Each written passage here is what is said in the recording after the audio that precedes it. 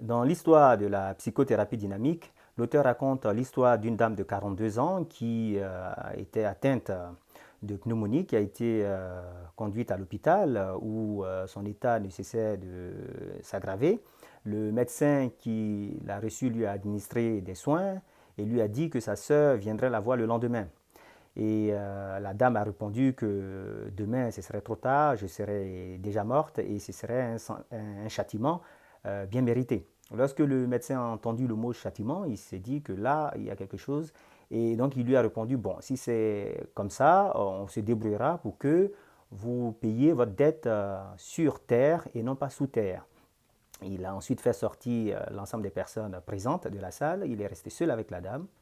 Et la dame a commencé à se confesser en disant que la maladie l'avait frappée à l'endroit où elle avait été infidèle à son mari et avec qui elle est maintenant séparée. Bon, on voit que la dame, en fait, sa maladie est une maladie qu'on pourrait qualifier de maladie spirituelle. C'est une maladie qui est le résultat de sa conscience qu'il a jugée et qu'il a condamnée conformément à une loi morale qu'elle a acceptée. Elle a certainement accepté la loi morale selon laquelle le prix du péché, c'est la mort, et ayant violé et ayant commis un soi-disant péché, elle a dû subir les conséquences.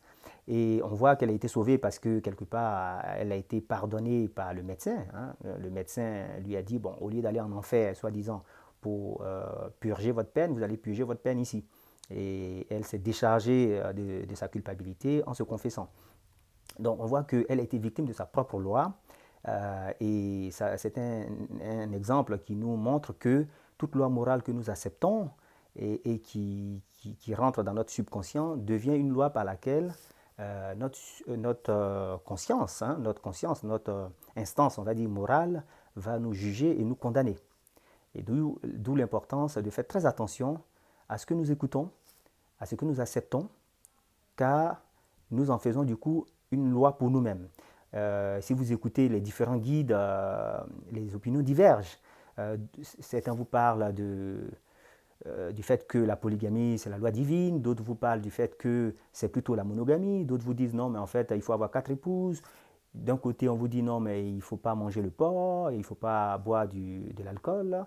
Et de l'autre, on transforme l'eau en vin et on se, on se délecte des côtes de porc et des travers de porc. Donc, nous sommes dans une situation où il y a beaucoup de confusion, où on ne peut pas faire l'économie de se faire sa propre opinion et de décider. Et je pense que l'esprit d'une loi, c'est quand même de protéger l'individu, de lui permettre de vivre dans l'ordre, de permettre à la société de fonctionner dans l'ordre, de permettre à chacun de s'épanouir. D'accord? Donc il est clair qu'avant d'accepter une loi, il faut voir en quoi cette loi me permet d'être en sécurité, me permet d'être en paix avec moi-même et me permet de croître.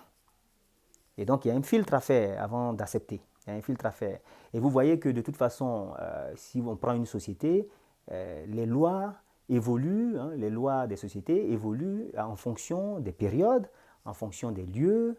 Et une même société change de loi selon sa structure. Vous ne pouvez pas appliquer la même loi à une société vieillissante qu'à une société jeune. Vous ne pouvez pas appliquer les mêmes lois à une société où il y a plus d'hommes qu'à une société où il y a plus de femmes. Et en termes de loi, d'ailleurs, de mon point de vue, on a plusieurs types de lois. La première loi, c'est, on va dire, pas dans l'ordre chronologique, mais la première loi à laquelle on est confronté dans la société, c'est la loi administrative, hein, qui doit être respectée parce que sinon on a la police derrière soi. Mais on voit que même cette loi administrative, elle évolue et elle n'est pas respectée de la même façon par tout le monde. Les puissants ne la respectent pas. Prenez en société les riches, ceux qui sont puissants, qui peuvent s'acheter un avocat, qui peuvent se payer un avocat, n'ont pas le même comportement que ceux qui sont faibles. Les grandes puissances ne respectent pas toujours la loi internationale et ces mêmes lois évoluent avec le temps. Il y a quelques siècles, l'esclavage était légal. Hein. Ceux qui pratiquaient l'esclavage étaient tout à fait dans la loi. Bon, aujourd'hui, on dirait qu'on est en train de commettre un crime. Donc, ça, c'est, je dirais, la première loi. La deuxième loi, c'est la loi de la nature. Et cette loi de la nature, effectivement, je pense que personne ne peut la violer. Si vous mettez la main au feu, vous êtes brûlé, c'est une loi naturelle. Celle-là, on ne peut pas jouer avec. Le problème, c'est que les sages et tous ceux qui réfléchissent au sujet essaient de deviner la loi naturelle, mais c'est très difficile. On connaît bien la loi naturelle au niveau physique parce que la science l'étudie, mais la loi naturelle au niveau moral et spirituel est très difficile. Donc chacun donne son opinion. Et c'est pour ça qu'il faut faire attention à accepter les lois de façon rationnelle. Il faut réfléchir. J'accepte une loi morale qui devient une loi personnelle et qui devient la loi par laquelle ma conscience va me juger. Quelles seront les conséquences, quel sera l'impact de cette loi sur ma vie.